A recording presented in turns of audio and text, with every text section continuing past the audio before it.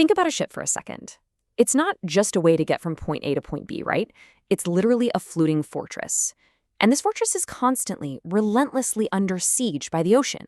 I mean, every wave, every storm, every single drop of seawater is basically just looking for a way inside. Welcome to this explainer, where we're going to look at exactly how a vessel survives this ongoing assault. Today, we're using a really fascinating document as our ultimate defense blueprint. Transport Canada's TP 13313E regulations on watertight integrity. We are going to decode the brilliant, almost invisible engineering that keeps the ocean exactly where it belongs, on the outside. Okay, let's dive into this top-to-bottom anatomical tour of a vessel's defenses. We'll be looking at defending the weather deck, doors and companionways, glass under pressure, ventilation and air pipes, and finally, below the waterline. Before we get too far in the weeds, we kind of need to demystify a crucial piece of maritime jargon you're going to hear throughout this explainer: the coaming. Basically, think of a coaming as a raised border or a lip around any opening on a ship, like a hatch, a door, or a vent. Going back to our fortress analogy, the coaming acts as the literal wall protecting the castle's weak points. It's this vertical barrier that forces water to flow around an opening rather than just spilling straight down into the hull.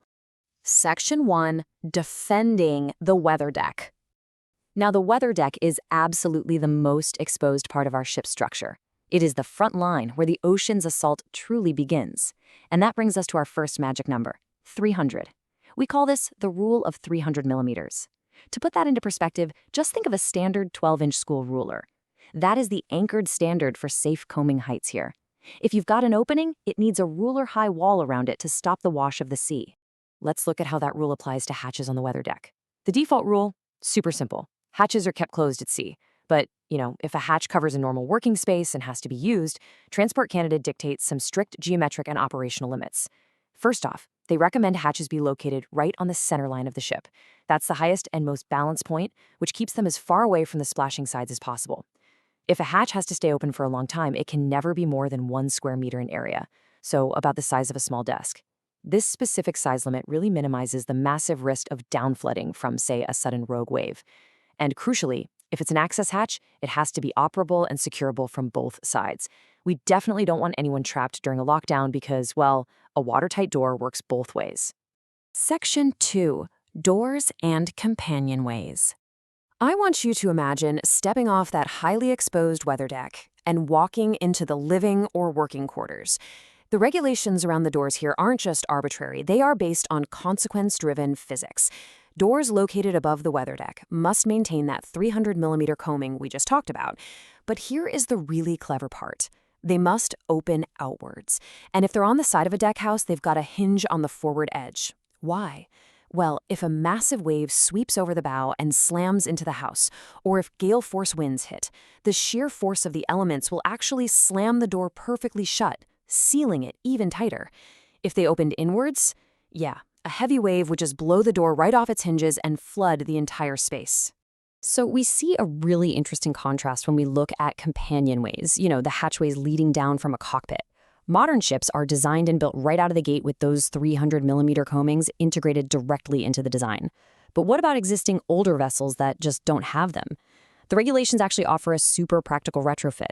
These older vessels must install shifting boards to reach that 300 millimeter height, and they have to have adequate visible adjacent storage for them.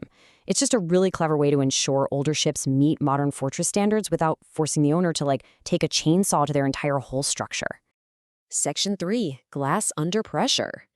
We're now transitioning into the vessel's absolute most fragile components. Skylights, windows, port lights, these are basically the glass eyes of our fortress. And out at sea, breaking glass means instant flooding.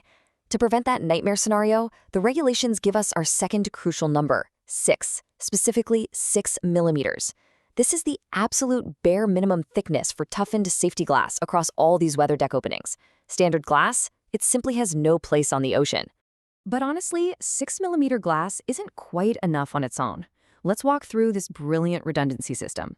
The regulations actually assume the ocean is eventually going to win and break the glass. So you have your toughened 6 millimeter safety glass. Actually, scratch that. It starts even before the glass with those 300 millimeter elevated coamings protecting the skylights. Then, for the windows themselves, vessels are forced to carry portable covers for at least 50% of each window size just to secure them weather tight if they shatter. Finally, for port lights and scuttles, they must have permanently attached deadlights. These are heavy steel or metal covers that can be bolted completely shut over the glass. It is literal defense in depth. In fact, Transport Canada takes the threat of breaking glass so seriously that they draw a really hard line for new ships. In a brand new ship, you literally cannot have a port light or window below the weather deck at all, unless the glazing material and its frame are entirely equivalent in strength to the actual hull structure it sits in. And scuttles, those small circular portholes, completely prohibited below the weather deck on new ships. The risk of a breach right at the waterline is just way too high to gamble on glass. Section 4. Ventilation and air pipes. Think of this part as the ship's lungs. A ship contains engines, fuel tanks, and crew, all of which need to breathe or vent gases. But how do you let air out without inhaling the sea? Now, what's really interesting about this is the sheer height requirement, 915 millimeters. That is nearly a full meter off the deck, roughly waist high, and significantly taller than our 300 millimeter rule for doors. Because ventilators often have to stay open to supply air to machinery, they are highly susceptible to sucking in water. So they have to be placed as far inboard as practical, and towering nearly a meter off the deck. The rules for air pipes serving fuel or other tanks are just as intense. Any air pipe with an inside diameter over 10 millimeters has to extend our familiar 300 millimeters above the weather deck, but they also require what's called a gooseneck fitting. A gooseneck is essentially a 180-degree bend right at the top of the pipe, pointing back down at the deck. This allows the tank to exhale fumes or inhale air, but absolutely ensures that falling rain or crashing waves can't travel straight down the pipe into the ship's fuel supply. Because trust me, an engine drinking seawater is going to have a very, very bad day. So up until now, we've really been defending against water splashing over the top of our fortress, but what about openings purposefully built below the waterline? This requires a massive pivot in our thinking, right? Because below the surface, the ocean isn't just splashing anymore, it is constantly pressing against the hull with immense hydrostatic pressure. Section 5. Below the waterline. Down here, we're looking at sea inlets, cooling discharges, and hull sensors. In these deep water defenses, gravity is definitely not your friend anymore. The rules state that every single inlet or discharge must be fitted with a seacock or a valve. And here is the urgent part. These valves must be readily accessible in an emergency. Just paint a picture in your mind for a second. If a pipe bursts down in the engine room, high-pressure ocean water is going to immediately blast into the ship. A crew member needs to be able to reach that seacock instantly to just cut off the ocean. Even tiny removable speed sensors projecting through the hull require highly effective watertight closures the very second the sensor is pulled out for maintenance. And this brilliantly illustrates the core philosophy of this entire document. All openings below the weather deck should be fitted with an efficient means of closure. It sounds so simple when you say it out loud, but as we've seen, executing it requires meticulous, incredible engineering. This is the absolute mandate that Transport Canada builds everything upon. The ocean is unforgiving, and a ship's defense cannot rely on hope. It absolutely must rely on mechanical certainty. So what does this all mean? The crucial point we should take away from this explainer is that watertight integrity isn't just like one big heavy door. A vessel's integrity is a completely interconnected web. It relies on every single opening working together as a single fortress system. The 300 millimeter coamings, the 6 millimeter toughened glass, the outward swinging doors, the 915 millimeter vents, and the emergency seacocks, if even one of those fails, the whole fortress is compromised. It's this beautifully complex puzzle designed specifically to keep the crew safe. Knowing all this completely changes how you look at a boat, doesn't it? Next time you board a ferry or step onto a ship, look down at your feet, look at the hinges on the heavy doors, glance at the height of the ventilation pipes, and see if you notice the invisible 300 millimeter fortress protecting you from the sea. Thanks for joining me on this explainer. Keep observing and keep learning.